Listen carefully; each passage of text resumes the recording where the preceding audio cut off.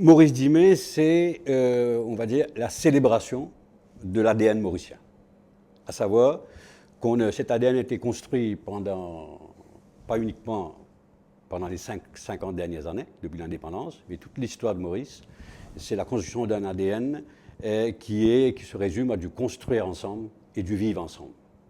Et les 50 ans de l'indépendance et les 25 ans de la République sont l'occasion pour revenir sur cet ADN et assurer sa pérennité dans le temps. Donc, d'où l'idée, d'où le nom Maurice Dimet. Qu'est-ce qu'on va construire sur ces bases? Ça s'intègre dans ce qui se passe au niveau mondial. Et au niveau mondial, on est en train de vivre la fin d'un cycle la fin d'une civilisation qui a été, et ce n'est pas la fin d'un cycle de 40 ans, c'est la fin d'un cycle de 400 ans peut-être.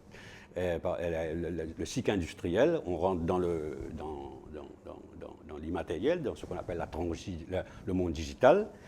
Et c'est la façon dont Maurice Dimet est en train de célébrer ça, et de le faire, c'est à travers l'art, à travers les différentes expressions artistiques. Et ça va être et ça va se faire sur 500 jours, donc il y a du temps pour développer, pour décliner ce projet. Et avec des grands artistes venant de l'étranger, dans les différents domaines, que ce soit du street art, que ce soit dans la sculpture. Mais c'est parce que le pays s'est développé, ça a été toute notre histoire, c'est une histoire d'ouverture. Hein. Et aujourd'hui, plus que jamais, l'avenir se décline dans l'ouverture. Et d'où l'idée d'emmener des artistes étrangers, mais aussi forcément, si on est en train de célébrer l'ADN mauricien, le projet ambitionne d'avoir une grosse participation populaire avec les Mauriciens qui regorgent de talents dans le domaine culturel, que ce soit des sculpteurs, que ce soit des peintres, mais ce n'est pas uniquement les artistes mauriciens, mais amener aussi la population à tous les niveaux, et puis, bien sûr les jeunes, mais aussi les enfants, pour participer à ce processus qui va se décliner sur 500 jours, pour réfléchir sur demain, participer et créer demain. Quand j'étais à la Commission européenne, il y a 22 ans, nous avons fait un livre blanc expliquant qu'on est en train de terminer la société industrielle. On va garder l'industrie, mais sans créer des jobs industriels. Et on est en train de shifter, donc de passer à la société immatérielle. La société immatérielle, au lieu de produire des objets dans une usine, elle applique de la connaissance à de la connaissance pour créer de la connaissance. Facebook, c'est une idée appliquée à de la technologie qui produit une communauté virtuelle mondiale. L'outil de travail, c'est quoi? C'est plus l'usine. Ce n'est plus des objets, c'est des humains créatifs, en intelligence collective et en réseau. Nous passons d'une société quantitative à une société qualitative. Pourquoi? Ma fille me dit toujours, papa, il faut arrêter la croissance, c'est la croissance qui nous fout dans la parce que, évidemment, c'est pas écologique, etc. Je dis, ma chérie, d'accord. Mais l'arrêt de la croissance, tu ne sais pas vendre ça aux Chinois et aux Indiens. Mais croissance qualitative, oui. Et croissance qualitative, c'est ce qu'on fait. Vous tapez économie de la connaissance sur le web, vous avez 1 million d'entrées.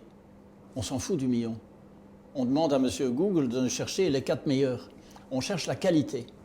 Et donc, nous sommes en train de shifter au niveau mondial d'une croissance quantitative à une croissance qualitative. La toute bonne nouvelle, je suis désolé d'être positif, c'est que cette croissance-là, elle est soutenable.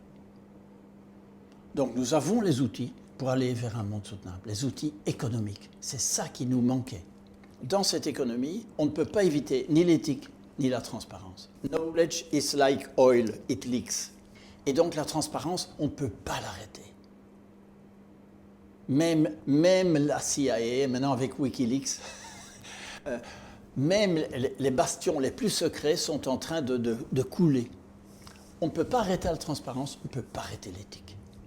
Donc nous sommes dans une civilisation qui, même au niveau de l'économie, nous ramène à l'éthique, à la transparence.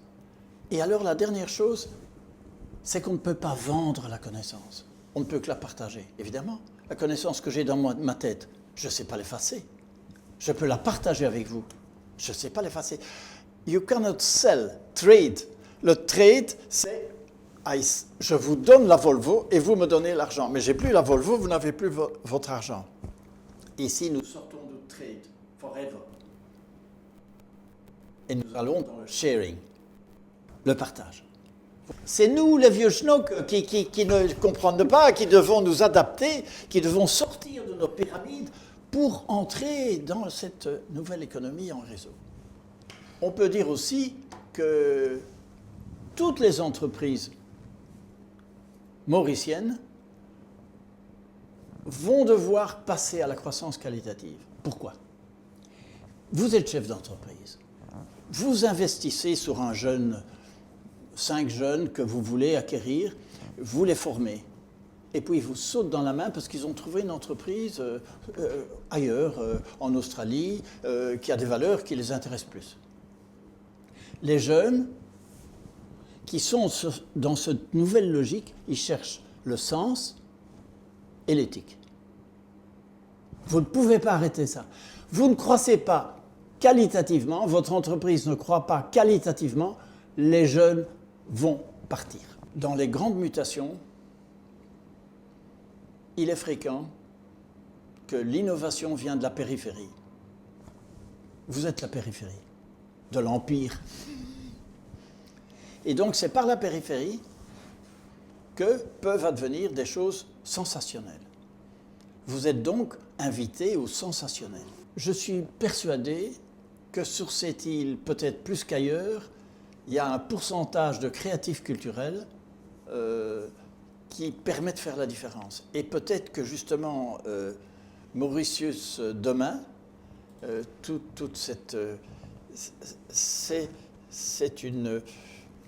un processus qui va mettre en valeur l'existence d'un inconscient collectif déjà très actif sur l'île, qui va exactement dans le sens de cette nouvelle civilisation. On doit aller vers un monde soutenable. On n'a pas d'alternative.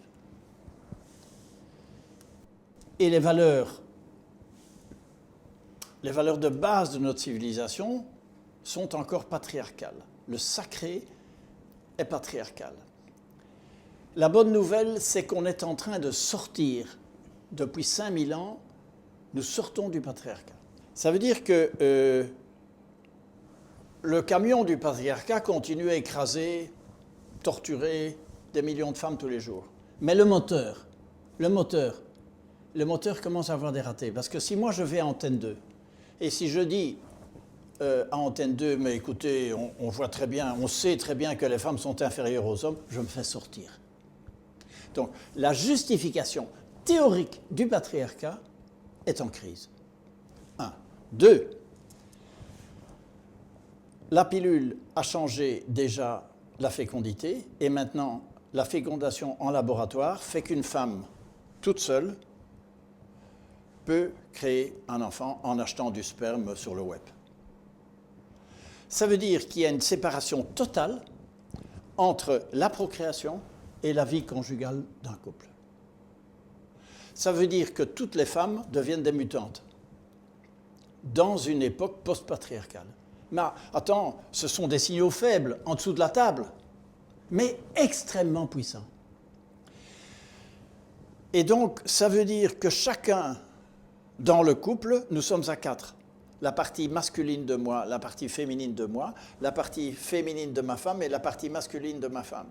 Et donc, c'est un dialogue à 4.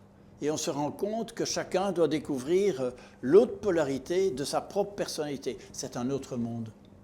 Et ça, ce sont des courants de fond.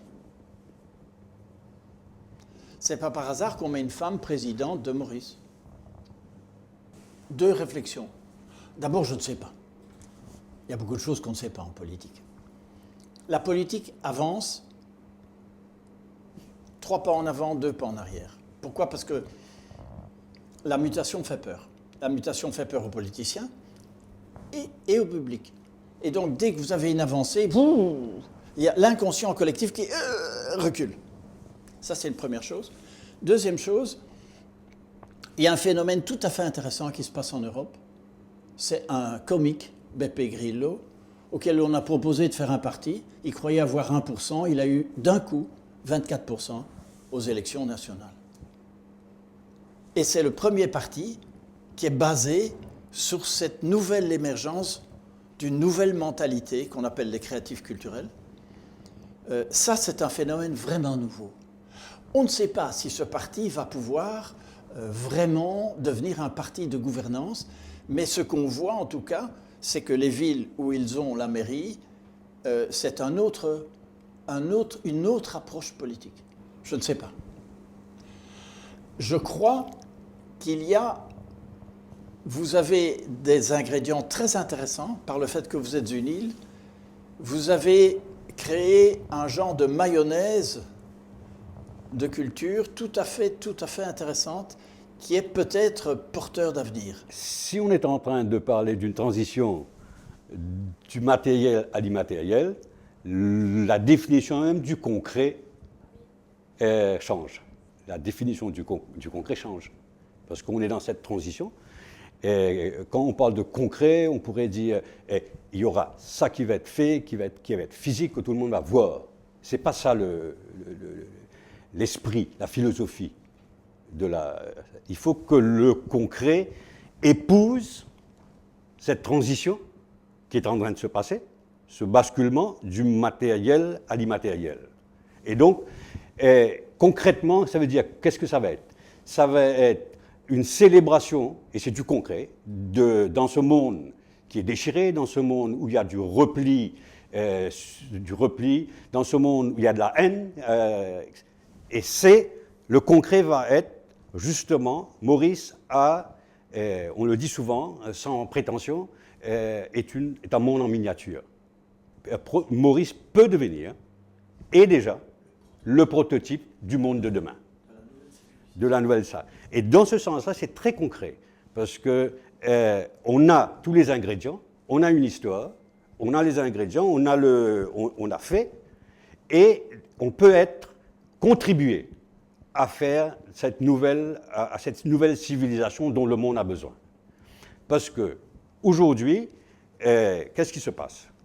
Ce système qui existe est en train de détruire la planète. Ce système qui existe n'est pas en train de satisfaire les besoins de base d'une bonne partie de la population mondiale. Ce système qui existe est en train de mourir. Et on refuse, on ne peut pas accepter qu'on se meure comme ça. Et Maurice, de manière concrète, ça peut, pendant 500 jours, on peut faire la démonstration, d'une part, de demain c'est possible. Et demain, c'est possible. Non seulement, c'est possible pour un modèle, un prototype, pour le monde de demain. On pourrait être et c'est pour moi le concret. Indépendamment de ça, il n'y a pas que, il y aura d'autres choses très concrètes qui vont être faites, qui vont s'inscrire dans l'espace, et pour porter le pays vers demain. On parle de l'économie de la connaissance, bien évidemment, pour reprendre une terminologie classique, l'infrastructure et la superstructure. Aujourd'hui, la superstructure devient l'infrastructure, et effectivement, ça bouleverse notre façon de penser, de réfléchir, de voir, et c'est ça tout le défi aujourd'hui, parce qu'on est en train de laisser hier pour construire demain.